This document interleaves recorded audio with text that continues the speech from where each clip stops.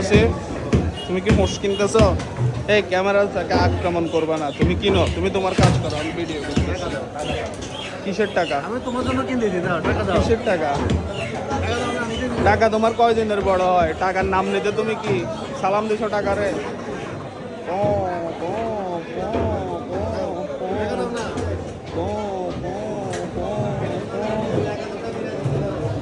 নিবা তুমি এটা?